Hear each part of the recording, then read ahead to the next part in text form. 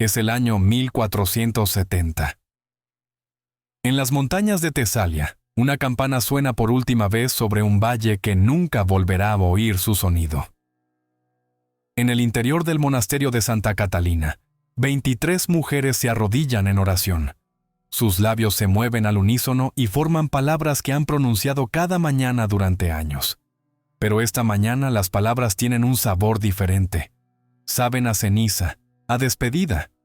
Más allá de los muros de piedra, el horizonte se tiñe de rojo. No por el amanecer, sino por las banderas de un imperio que ya ha devorado reinos enteros. El ejército otomano no marcha. Fluye como un torrente de acero y fuego, arrasando todo a su paso. La hermana Eleni, la abadesa, agarra con fuerza un crucifijo de plata que ha sobrevivido a 3 generaciones. Sus manos tiemblan, pero no por miedo. Ella sabe lo que se avecina. Todos lo saben. Lo que no saben, lo que nadie puede imaginar, es que la muerte habría sido una bendición. Porque lo que sucedió a continuación no se ha escrito en ningún libro de historia que hayáis estudiado. Se enterró, se borró, se ocultó bajo siglos de silencio. Lo que los otomanos hicieron a estas mujeres no fue solo una conquista. Fue algo muy calculado. Algo que los historiadores solo ahora están empezando a descubrir. La pregunta no es si podéis soportar la verdad. La pregunta es si estáis dispuestos a recordar. La campana cayó. Las puertas estaban a punto de romperse, y lo que sucedió después, el mundo debería olvidarlo. Para comprender lo que les sucedió a estas monjas, debéis comprender la máquina que las devoró. 17 años antes, en 1453, Constantinopla había caído.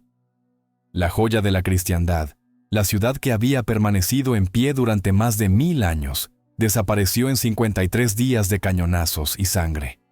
Santa Sofía, que en su día fue la catedral más grande del mundo, fue despojada de sus cruces a las pocas horas de la conquista. Sus mosaicos fueron pintados y sus campanas fundidas. En una semana, la llamada a la oración resonaba en sus cúpulas, donde durante 9 siglos se habían entonado himnos. El sultán Mehmed II se situó en la nave principal de esta antigua iglesia y la declaró mezquita. No porque necesitara otro lugar de culto, sino porque entendía algo que la mayoría de los conquistadores no comprenden. No se conquista a un pueblo matándolo. Se conquista borrando quiénes eran. Los otomanos no solo conquistaron tierras, conquistaron identidades. Cuando Mehmed miró hacia el oeste, hacia los restos dispersos del mundo bizantino, vio heridas que se negaban a sanar. Cada campana de iglesia que aún repicaba, cada monasterio que aún se mantenía en pie, cada cruz que proyectaba su sombra sobre el territorio conquistado. Eran declaraciones, actos de resistencia, pruebas de que el viejo mundo se negaba a morir. Y cada monja que aún rezaba en latín era un recuerdo vivo de que la fe podía sobrevivir a los ejércitos. Así que el sultán tomó una decisión. Si no se convertían, desaparecerían. No mediante masacres. Las masacres crean mártires. Los mártires inspiran resistencia. Se escriben canciones, se cuentan historias, los muertos se vuelven inmortales. Los otomanos habían perfeccionado algo mucho más elegante. Algo que no dejaba canciones, ni historias, ni recuerdos. La aniquilación. En 1470, esta estrategia se había probado en todo el imperio. Monasterios griegos en Morea, conventos serbios en los Balcanes, iglesias armenias en Anatolia. No todos fueron quemados. Algunos se convirtieron, otros fueron abandonados. Pero el patrón era siempre el mismo. Primero venía la oferta, luego venía el silencio. El monasterio de Santa Catalina, situado en una colina de Tesalia, lejos de cualquier guarnición o aliado, estaba a punto de convertirse en otro caso de prueba. Otra nota al pie en la expansión de un imperio. Pero estas mujeres no sabían que iban a convertirse en notas al pie. No eran guerreras. Eran mujeres que habían pasado toda su vida en silencio y oración. Sus armas eran rosarios. Su armadura era la fe.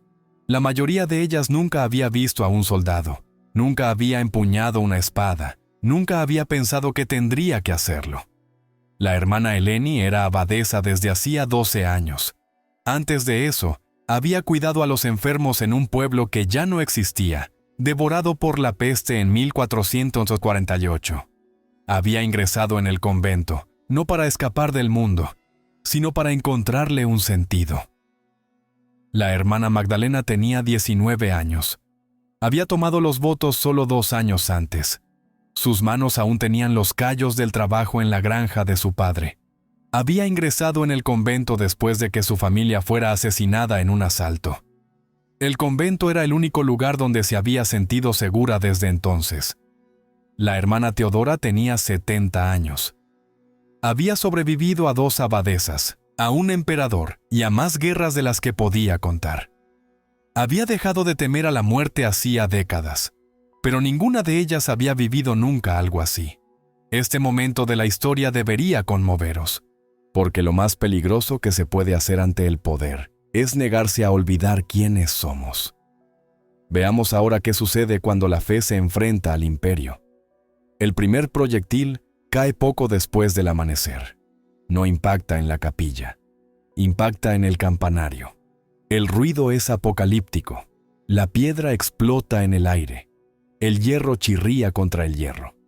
La campana, que ha repicado cada mañana durante 140 años, se rompe en pleno vuelo y los pedazos llueven sobre el patio interior, donde las hermanas cultivan hierbas medicinales. Las mismas manos que han cuidado estas plantas ahora se tapan los oídos, temblando. La hermana Eleni no grita. Se levanta, con el crucifijo en alto, y comienza a cantar. El Kyrie eleison. Señor, ten piedad. Una tras otra las demás se unen al canto. 23 voces se alzan contra el rugido de un imperio. Pero los imperios no escuchan canciones. Al mediodía, las puertas están derribadas. Los soldados otomanos invaden el patio interior. No con espadas desenvainadas, sino con libros, plumas y tinteros. Se mueven por el convento como escribas, no como conquistadores. Cuentan, registran, catalogan. Porque para los otomanos, estas mujeres no son personas, son bienes. Un traductor se adelanta, un hombre griego que una vez vivió en estas colinas. Su voz tiembla mientras lee un pergamino y se puede escuchar la vergüenza que se esconde en cada palabra. Por orden del sultán Mehmed II, todos los súbditos de los territorios conquistados deben someterse a la autoridad del soberano.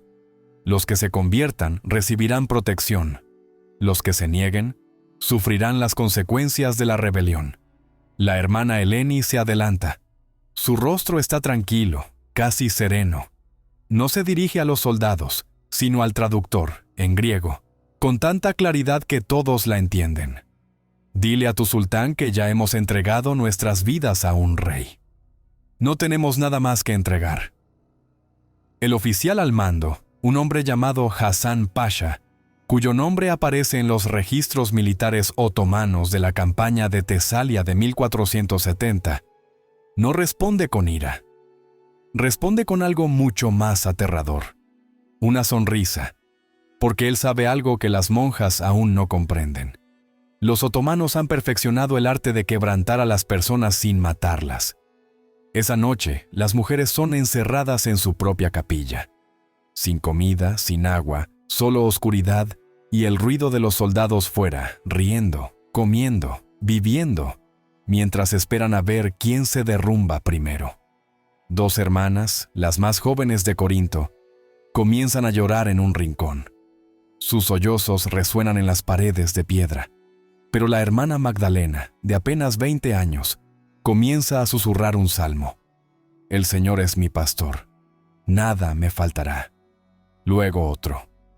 Aunque camine por valles oscuros, no temeré ningún mal. Luego otro más, y poco a poco, los llantos se van apagando. Este es el momento en el que los otomanos las subestimaron. Estas mujeres habían pasado toda su vida preparándose para el sufrimiento. Ayunos, vigilias nocturnas en el frío, horas de silencio, sumisión a algo más grande que ellas mismas. Lo que los soldados veían como tortura, las monjas lo veían como su disciplina diaria. Pero Hasan Pasha es paciente. Ya ha visto esto antes, en Morea, en Valaquia, en las ruinas de los monasterios serbios, donde los monjes pensaban que su fe los salvaría. La fe es como una vela. Escribió una vez en una carta al sultán, que aún se conserva en los archivos del palacio de Topkapi. Brilla con más intensidad justo antes de apagarse. Está a punto de poner a prueba esta teoría. Al segundo día se abren las puertas. Entra un sirviente con pan y agua. Comida de verdad, agua limpia. Lo deja sin decir nada y se marcha. Las monjas lo miran fijamente. Tienen la garganta seca y el estómago vacío. Las hermanas más jóvenes miran a Eleni con desesperación en los ojos. La hermana Teodora, la mayor, habla primero. Quieren que lo tomemos, que sintamos gratitud, que nos ablandemos. Eleni asiente. Entonces ayunaremos. No tocan la comida. Al tercer día tienen los labios agrietados y sangran. Les tiemblan las manos. Las hermanas más jóvenes apenas pueden mantenerse en pie, pero no se rinden. Hasan Pasha observa desde el patio interior, con los brazos cruzados. Está impresionado, frustrado y, tal vez, solo por un momento, algo parecido al respeto se refleja en su rostro. Pero el respeto no cambia la estrategia. Al tercer día, las puertas se abren de nuevo. Esta vez no es un sirviente, es el propio Hasan. Habla en turco y el traductor le sigue como una sombra.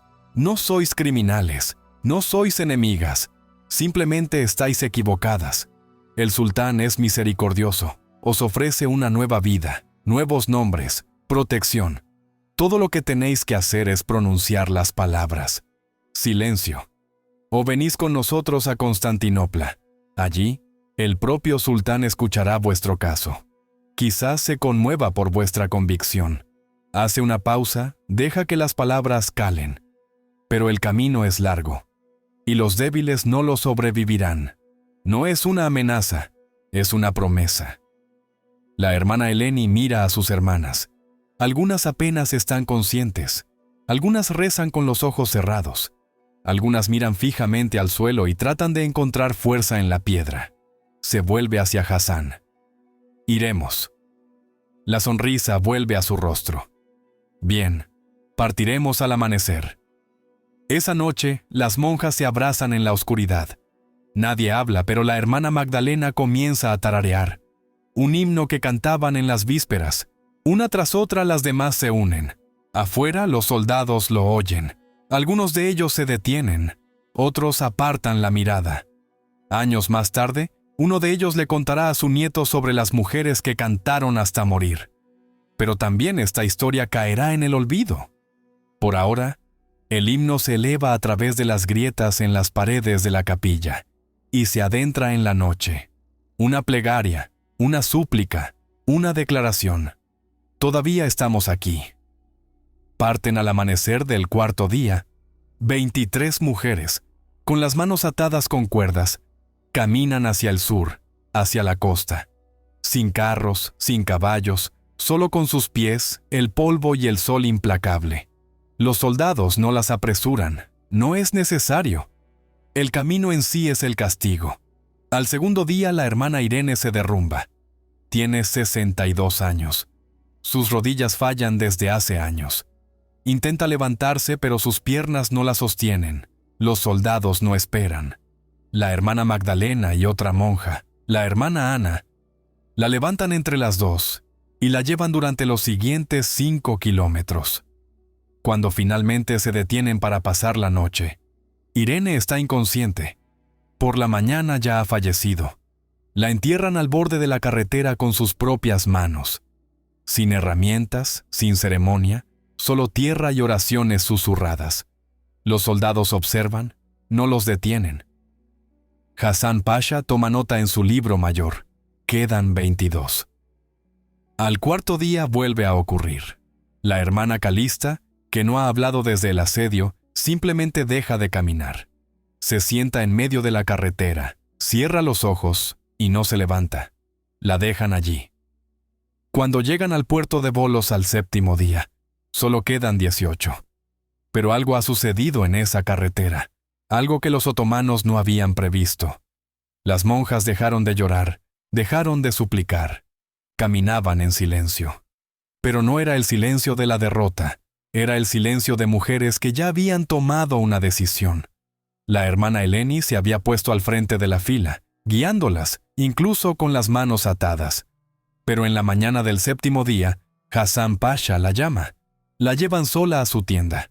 Lo que sucedió a continuación no se describe en los registros otomanos. Se describe en una carta de un comerciante veneciano que presenció las secuelas. Una carta que fue descubierta en 2003 en los archivos de Dubrovnik. Él escribe: «La vi cuando la trajeron de vuelta al amanecer. No podía caminar. Sus ojos, que Dios me perdone, sus ojos estaban abiertos, pero ella ya no estaba allí. La vistieron con seda y la llevaron por el campamento como conversa. Pero cuando pasé cerca de ella, oí que sus labios se movían. Seguía rezando en latín, en silencio. No estaba quebrantada. Simplemente le habían quitado el cuerpo y habían dejado que su alma vagara». Esta es la estrategia otomana que la historia no os enseña. No querían mártires. Los mártires inspiran resistencia. Se escriben canciones, se cuentan historias, los muertos se convierten en santos. Querían fantasmas, mujeres que caminarían, hablarían, comerían, respirarían, pero que nunca volverían a estar completas. Pruebas vivientes de que la rebelión era inútil. Advertencias vivientes para cualquiera que pensara que la fe podía resistir al imperio. La hermana Eleni recorrió con ellas el resto del camino hasta la costa, pero nunca volvió a hablar. No volvió a mirar a nadie a los ojos. Estaba allí, pero no estaba. Las hermanas más jóvenes lloraron al verla.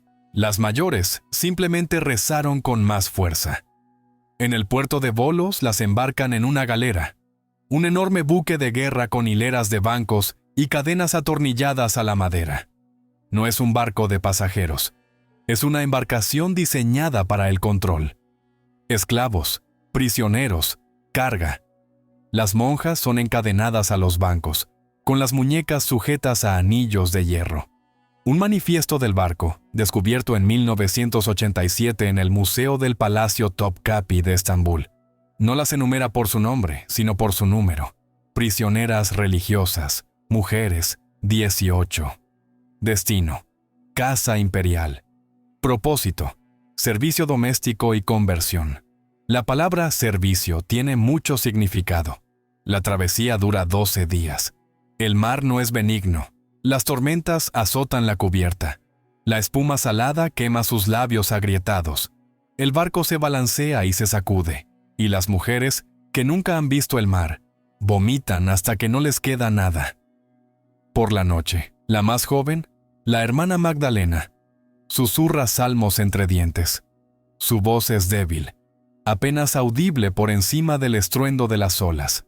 Pero los demás prisioneros, griegos, serbios, italianos, hombres y mujeres, encadenados junto a ellas, giran la cabeza para escuchar. Por un momento, el mar parece quedarse en calma. Cuando el barco finalmente entra en el Bósforo, las hermanas ven el horizonte de Constantinopla alzándose ante ellas. Cúpulas, minaretes, murallas que parecen extenderse infinitamente. La ciudad brilla en la luz de la mañana como una espada. Durante siglos había sido llamada la ciudad del anhelo del mundo. Ahora se convertiría en su jaula. Desde los muelles, caminan por calles estrechas, bordeadas de comerciantes, soldados y esclavos. La gente se detiene y se queda mirando. Las monjas cristianas entre los prisioneros son una rareza, incluso en un imperio construido sobre la conquista. Esto es inusual. Las llevan por las antiguas murallas, a través del distrito imperial, pasando por jardines donde cantan las fuentes y graznan los pavos reales. Y luego, a la sombra de Santa Sofía, la gran iglesia que ahora es una mezquita, las obligan a detenerse, a arrodillarse. Cuando la llamada a la oración resuena desde los minaretes, una de las hermanas susurra: Estamos en casa. Pero ya no es nuestro. Las llevan al palacio, pero no a los grandes salones, ni a los patios interiores, donde los embajadores pasean y los visires conspiran. Las llevan abajo, por escaleras de piedra que se enroscan en espiral hacia la oscuridad, a través de túneles que huelen a humedad y decadencia, a un lugar que oficialmente no existe. Debajo del palacio de Topkapi hay una red de túneles que los turistas nunca llegan a ver. Almacenes, cuartos de servicio, pasillos olvidados que serpentean como venas a través de la roca, y en el rincón más alejado, sellado durante siglos, una sala sin función oficial. En 2011, durante las obras de restauración, los arqueólogos rompieron una pared falsa. Lo que encontraron los dejó paralizados. Grabadas en la piedra, apenas visibles, había cruces, docenas de ellas, pequeñas, toscas, grabadas con las uñas o con fragmentos de cerámica rota, y debajo de esas cruces, grabadas en latín, 4 palabras: Lux in tenebris lucet. La luz brilla en la oscuridad. Esta era su capilla. Durante meses, tal vez años, estas mujeres vivieron bajo el palacio. Durante el día trabajaban como sirvientas silenciosas, fregaban suelos, lavaban ropa, cuidaban el fuego de habitaciones en las que nunca entrarían. Pero por la noche, cuando el palacio dormía, se reunían en esa habitación olvidada y rezaban. No tenían sacerdote, ni altar, ni Biblia, solo recuerdos. Recitaban salmos de memoria, versos medio olvidados, transformados en oraciones que las mantenían vivas. Cantaban himnos en susurros, tan bajos que la piedra apenas los captaba. Comulgaban con pan robado de las cocinas y agua de los pozos del palacio. Y grabaron su fe en la piedra, un rasguño tras otro, sabiendo que nadie lo vería jamás.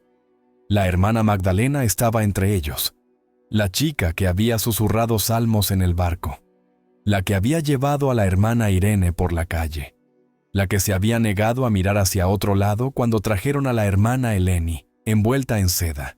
Se convirtió en su voz en la oscuridad. Los arqueólogos también encontraron su marca.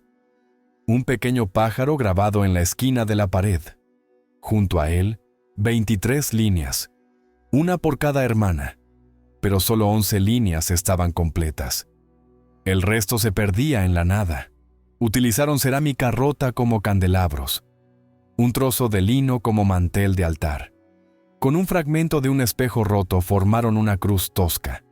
En esta capilla secreta se reunían cada noche, después de que el palacio se hubiera dormido. Sin himnos, sin sermones, solo susurros. Cada mujer se arrodillaba y compartía un recuerdo. Su hogar, la campana de su iglesia, el calor del pan antes del amanecer. Esos recuerdos se convirtieron en sus nuevos salmos. Pequeñas ofrendas a un Dios que aún escuchaba en la oscuridad. Un prisionero veneciano, retenido en el palacio a cambio de un rescate en 1478, escribió sobre unas extrañas voces que resonaban bajo el harén. Mujeres que cantaban en latín a un Dios que no era de este imperio. Durante siglos, los historiadores lo descartaron como superstición, hasta que encontraron la capilla. Pero aquí está lo que te rompe el corazón. Las cruces se detienen. A mitad de la pared, los grabados se vuelven irregulares, desesperados. Las líneas se hacen más profundas, como si hubieran sido grabadas con más fuerza, con más urgencia. Luego, nada. Los registros otomanos de 1482 mencionan una purga del personal del palacio bajo el nuevo sultán. Todos los que se consideraban improductivos o rebeldes fueron eliminados. Sin detalles, sin nombres, sin tumbas. Solo una línea en un libro mayor, escrita en una pulcra caligrafía otomana. Eliminadas. Las monjas de Santa Catalina desaparecieron de la historia. 18 mujeres que habían pasado 7 días por un infierno, que habían cruzado el mar encadenadas, que habían grabado sus plegarias en la piedra en la oscuridad, desaparecidas. Pero su capilla permaneció. En 1712, Un diplomático francés escribió sobre un rumor entre los sirvientes más antiguos del palacio de que, en determinadas noches, cuando se estaba en los salones inferiores, el aire se enfriaba, y si se escuchaba con atención, se podía oír a mujeres cantando en latín. Lo descartó como superstición, la creencia absurda de sirvientes incultos. Pero las paredes no mienten. Cuando los arqueólogos examinaron la capilla más detenidamente en 2011, encontraron algo más: restos de cera, no de velas otomanas, sino de otra fuente, más antigua, mezclada con hierbas, el tipo de velas que fabricaban las monjas en los conventos, lo que significa que mantuvieron su vigilia nocturna durante más tiempo del que nadie hubiera creído posible. Meses, quizás años, tallando cruces, susurrando oraciones, negándose a desaparecer. El pájaro de la hermana Magdalena era la última marca en la pared. Junto a él, tan débilmente talladas que casi no se veían, dos palabras en griego: resistiremos. Pero la verdad es que no solo resistieron. Dejaron algo que los imperios no pudieron borrar: una sala llena de cruces, una oración grabada en piedra, la prueba de que la fe podía sobrevivir donde los muros y las cadenas no podían. El Imperio Otomano duró hasta 1922, 600 años de conquistas y poder.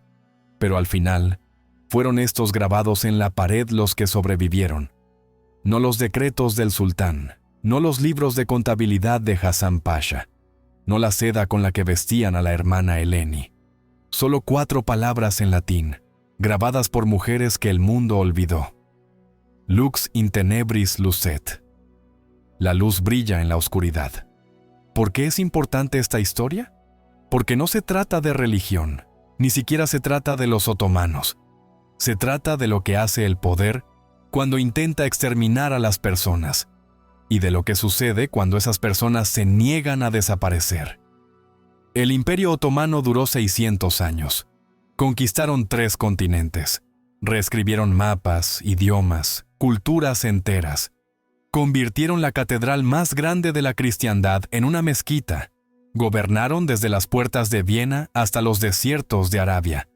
Pero no pudieron borrar a 18 mujeres que grabaron sus oraciones en piedra. Piénsenlo. Un imperio con ejércitos, cañones, recursos infinitos y la voluntad de remodelar el mundo, contra mujeres que no tenían más que sus uñas y su fe. Y las mujeres ganaron. No en el sentido en que los imperios miden la victoria. No recuperaron su monasterio.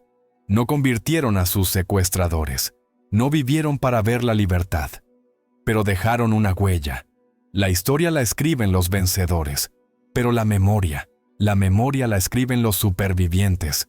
Y a veces la supervivencia se parece a una cruz grabada en la oscuridad, donde nadie debería haberla visto. Una oración susurrada en una lengua que los conquistadores querían silenciar. Un pájaro grabado en piedra para recordar a las hermanas que cayeron. Siglos más tarde, lo encontramos de todos modos.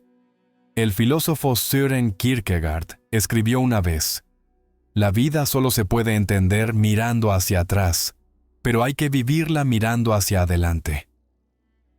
Estas mujeres vivieron mirando hacia adelante, hacia la oscuridad. Caminaron durante 7 días sabiendo que tal vez no sobrevivirían. Cruzaron el mar encadenadas, sabiendo lo que les esperaba al otro lado. Descendieron a los túneles bajo un palacio, sabiendo que tal vez nunca volverían a ver la luz del sol. Pero aún así, grabaron sus oraciones, confiando en que alguien, algún día, miraría hacia atrás y las encontraría. Vosotros lo acabáis de hacer. En 2011, cuando los arqueólogos se encontraban en esa capilla oculta y contemplaban esas cruces, uno de ellos hizo una pregunta que me persigue. ¿Cuánto tiempo mantuvieron la vigilia nocturna? Las marcas de cera indican que fueron años. La profundidad de algunos grabados sugiere un esfuerzo desesperado y repetido, lo que significa que estas mujeres se reunían noche tras noche, año tras año, en la más absoluta oscuridad, y se negaban a dejar de creer, incluso cuando las hermanas desaparecieron, incluso cuando las inscripciones en la pared dejaron de crecer, incluso cuando la esperanza debería haber muerto. Ellas siguieron grabando. Esto no es solo fe, es resistencia en su forma más pura. El Imperio Otomano ha desaparecido. Se disolvió en 1922. Sus sultanes son polvo. Sus ejércitos son recuerdo. El palacio sigue en pie, pero ahora es un museo. Los turistas pasean por sus salas, hacen fotos, sin sospechar lo que hay bajo sus pies. Pero estas cruces permanecen. Y esta frase en latín, apenas visible después de 500 años, sigue hablando. Lux in tenebris lucet. La luz brilla en la oscuridad.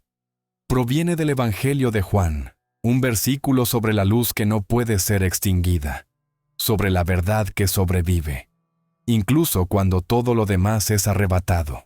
La hermana Magdalena grabó estas palabras, sabiendo que nunca abandonaría este palacio, sabiendo que su nombre sería olvidado, sabiendo que el mundo seguiría sin ella. Pero las grabó de todos modos, porque ella entendía algo que los imperios nunca entienden. Se puede conquistar tierra, se puede reescribir la historia, se pueden borrar nombres de los libros de contabilidad y enterrar cuerpos en tumbas sin nombre, pero no se puede matar lo que las personas llevan dentro, y no se puede silenciar lo que graban en piedra. Las monjas de Santa Catalina debían desaparecer. Ese era el plan: exterminarlas, quebrarlas, convertirlas en fantasmas o conversas o notas al pie en los libros de contabilidad otomanos. Pero no desaparecieron. Siguen aquí, en estas cruces, en esta frase en latín, en la capilla que los arqueólogos encontraron 500 años después, y ahora están aquí con vosotros, porque habéis escuchado, porque habéis recordado, porque os habéis negado a dejar que su silencio fuera la última palabra. Lux in tenebris lucet. La luz brilla en la oscuridad, y la oscuridad no la ha vencido.